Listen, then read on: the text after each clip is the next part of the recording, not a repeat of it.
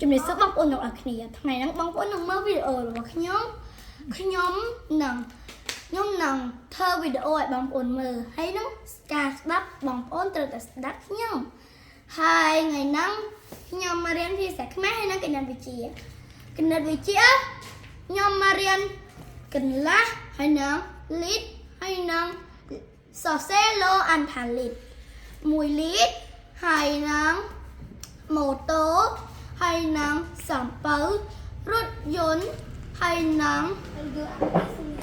ហើយ72បូកនឹង68ស្មើនឹង140ហើយសរសេរដូចនេះរថយន្តចាក់សាំងលើកទី2ចំនួន140លីត្រហើយនឹងរថយន្តចាក់សាំងអស់ចំនួន140ហើយនឹងភាសាខ្មែរហើយអូនធ្វើលំហាត់ទៀតលំហាត់ហ្នឹងធ្វើដូចជាម៉ូតូហើយនឹងទឹកអំពៅហើយនឹងនារីហើយនឹងទាំងអស់ហ្នឹងហើយនឹងឡានទៀតបងប្អូនហើយនឹងម៉ូតូហ្នឹងចាក់សាំងអស់ប៉ុន្មានហើយម៉ូតូហ្នឹងចាក់សាំងអស់4ឬ1លីត្រហើយភាសាខ្មែរខ្ញុំរៀន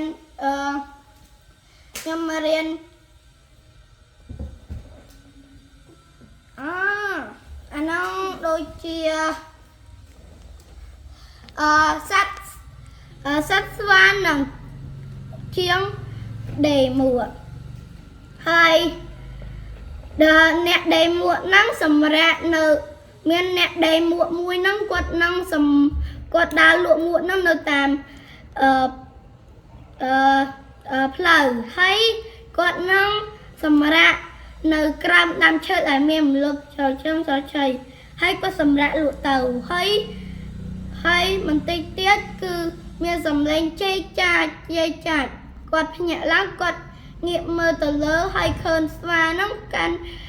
ពាក់មួកគាត់ហើយគាត់នឹងយកដុំដីហ្នឹងទៅគប់ទៅស្វាហើយស្វាហ្នឹងយ៉ាងម៉េចទៅគប់ទៅគាត់វិញហើយគាត់នឹងនឹកឃើញថាសត្វស្វាហ្នឹងចូលចិត្តធ្វើតាមទំនៀមទម្លាប់ហើយគាត់នឹងដកមួកពីក្បាលគប់ទៅស្វាដោះមួកពីក្បាលគប់ទៅគាត់វិញគាត់រើសមួកទាំងអស់លក់ទៅបន្តទៀតហើយអស់ហើយបងប្អូនជំរាបលាចាស់ចាំទស្សនាភាពបន្តក្រោយហើយបងប្អូនណាកុំភ្លេច Subscribe ផងហើយនឹងមើលវីដេអូអូនជារៀងរាល់ថ្ងៃបាយបាយ